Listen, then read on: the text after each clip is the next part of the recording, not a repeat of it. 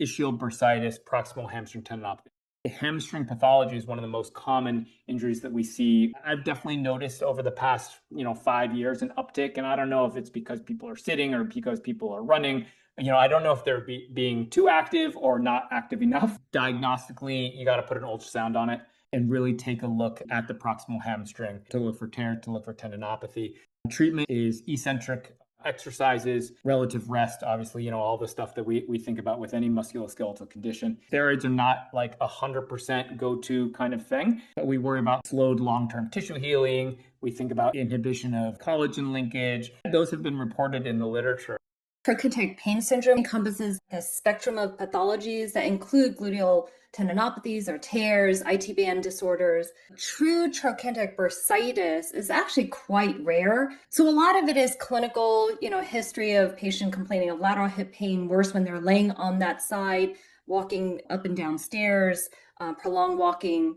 On exam, patients are tender at that greater troch. There may be hip abduction weakness. There's a single leg stance test where pain is elicited after 30 seconds standing on that ipsilateral leg that can be more highly specific. In terms of treatment, you want to start with physical therapy first, right? I find like a lot of times it's because of weakness. It probably still is more standard that you're going to try a steroid injection.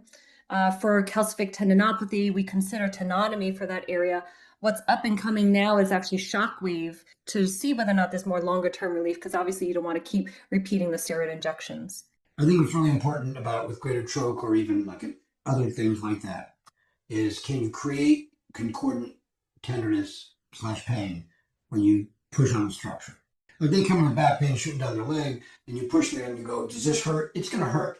But you have to follow it up with, is that the reason you came today? Is that concordant pain? Because you can push on any structure and make it hurt, but is it your usual pain? So if I'm over the greater trochanter and I'm pushing and it's not the usual pain, I'm moving on. Even if your surgeon sent that to me to do the injury.